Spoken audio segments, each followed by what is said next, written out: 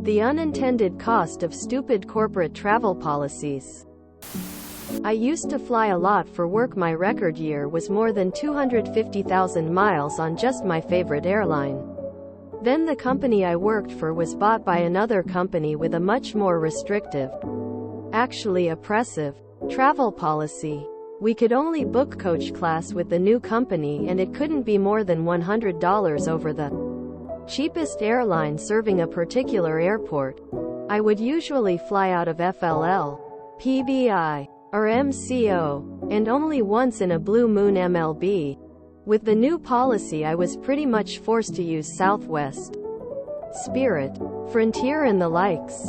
And this is now where MLB was standing out. After the big financial crash in 2008, there was only one airline left in MLB for many years, and that was Delta, which happened to be my favorite airline. So instead of a $600 ticket on Delta out PBI, because there was a $400 on one of the cheap airlines, I followed the travel policy and booked a $1,400 coach ticket out of MLB. Our travel policy also did not allow us to book first class.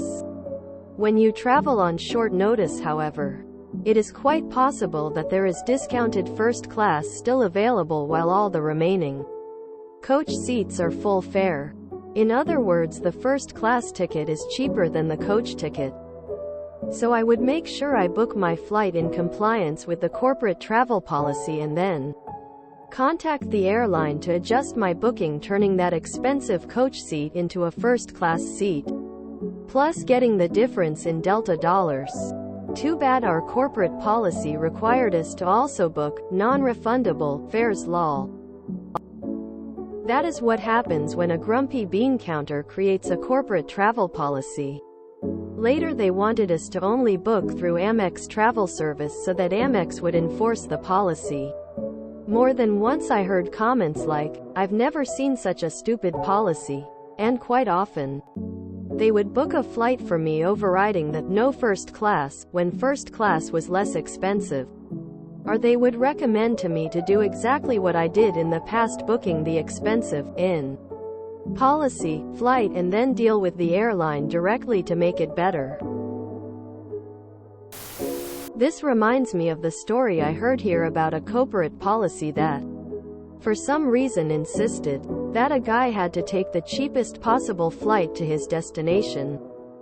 The only problem was that it was a flight that involved a stopover, but the final destination was a small airport that only had flights during daylight.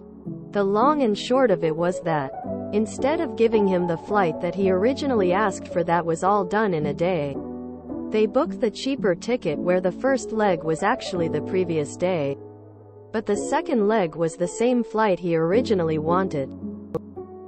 So they got a cheaper ticket but had to pay for a hotel and 2 taxis for him to stay overnight between the 2 legs of the flight, not to mention pay him for his time. When he tried to raise this ridiculousness with them, he was told, the taxis and the hotel comes out of a different budget. Corporate travel policies are the stupidest. I used to work for a place that said you couldn't travel first class on trains. You could book second class only, which sounds good in theory. However, I regularly took an express train from my home airport. It's a special train with no first, second class. The ticket is a flat fee. Had no issues for months. Then one day the train company changed the way they printed tickets. So instead of saying, class blank, they now said, class first. Some accountant rejected my expense report as against policy and told me I had to find another way to get to the airport. I had a look at the policy and the only options were public transit second class. Not available. Own car with mileage refund. Don't have a car. Or a taxi. I asked them if I could please have in writing that I was allowed to take a taxi for the hour-long journey to the airport due to lack of other options. Somehow in their infinite wisdom they decided to waive policy and allow me to take the train after all. The train ticket cost about €8 if I recall correctly. Many moons ago I did extensive international travel for the Navy. All of our travel orders were stamped, all promotional items received as a result of official travel must be turned in to code 005. Code 005 was the travel office. So I would staple the 4 small packages of smoked almonds I received to my expense claim. After the 5th or 6th time doing this, I got called to the office and was told to stop. I just pointed to the stamp and asked, "So are we supposed to or not?" Never got an answer and just kept doing it. Peanuts. Napkins, headphones, anything free. I love stupid travel policies. My consulting firm's biggest client is the US governor, and let me tell you, having to comply with the Fly America Act is costing the government a lot of money. Can't buy the economy flight to Asia on the non-US codeshare airline. And the only seats available on the compliant airline is business? Okay, well, explain that to the taxpayers funding our thousands of flights a year, my guy. We had lowest logical airfare. As in, it was not logical to do a 2-stop flight to save $100 but take 2 times as long. An engineer I worked with had to go on a business trip to New York City. No rental car. Lots of walking between hotel and site. It rained the whole week. So he purchased a $10 umbrella and put it on his expense report. The expense report was rejected with a note saying the company doesn't pay for umbrellas.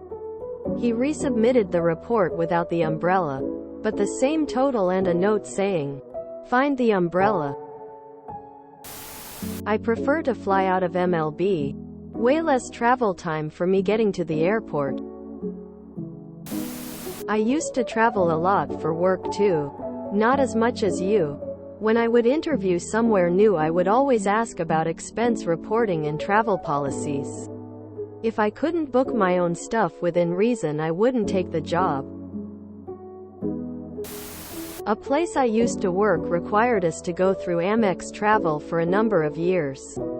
But in those days, Amex Travel did not work with any of the regional carriers. Only with Air Canada and its international partners.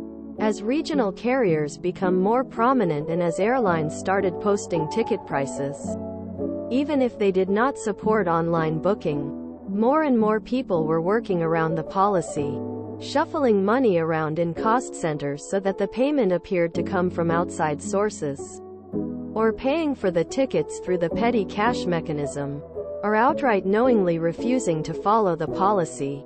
Eventually, corporate gave in and started only requiring Amex for international flights, and eventually just turning the whole policy into a negotiated discount off list price if we went through Amex Travel. I was traveling to Dallas a bit back in the 90s for an entire week of working on site with a client. So I'd book a room in a downtown hotel within walking distance and take a cab to and from the airport. Change in accounting resulted me in having to stay in a La Quinta outside of downtown, which meant I now needed a rental car for the week and parking every day downtown. Even when I showed them the difference with receipts, they just shrugged and said that's the new policy. Penny wise, pound foolish. The "our employees are all thieves" policy sounds like the same logic that forces you to order an 80-pound dongle from the centralized purchasing department instead of a 10-pound dongle from Amazon, because apparently it's cheaper that way. I live near FLL. Till of MLB. They know. They just don't care. I worked for a medium-sized firm. Small enough that the C-suite could still make decisions based on what he saw firsthand, but large enough that they hired a firm to try and keep travel costs down. We had this corporate travel firm. Their contract was up for renewal, so they became sticklers for policy to try and keep costs down. One of their policies regarded approved corporate hotel chains. Think, you can go with Marriott but not Hilton, type stuff. I got them to admit on my expense report that I had to stick with their policy. Even though the approved hotel cost double and I'd have to rent a car on top. I forwarded it to the CFO, who did not approve their renewal contract. As a non-grumpy bean counter, I applaud this compliance. I often enjoy helping staff circumvent policies like this that I knew were patently stupid but I wasn't able to fix on my own. Always a fun conversation to have with the by-the-book types. I may get downvoted to hell, but does this not count as fraud? Never heard the first-class trick, will have to keep it in mind. By the way, just curious. The company initially, prior to buyout, would let you book above coach? In my experience, that is pretty standard practice. First class, in all the places I've worked, is only approved on last-minute flights when nothing else is available. Just interesting to me. Perhaps if you are a high-level exec you were able to book higher? I wonder what shareholders would think of this policy, especially if the difference in dollar wasted per year can be quantified. If there are shareholders, of course. Still, the board has a fiduciary commitment to ensure company money isn't being wasted. Maybe a bean counter had shares in airlines. Who knows, but it generally doesn't make sense. I used to travel from Newark, New Jersey to South Dakota. Because of the amount of traveling my company did, and the chaotic nature of our schedules, they instituted a must-buy a refundable ticket policy. At the time, Amex had a points promo if you bought a ticket online, and TWA had a matching points program as well. TWA's policy was also automatic upgrade to first class if seats were available and booked online. So I not only got first class, but triple miles for a trip that occurred weekly. Unfortunately, TWA went out of business before I was able to stop working enough to use the miles. Just remember that first class are the next ones in the ground after the pilots. If you enjoyed this video, please check out our playlists full of similar content.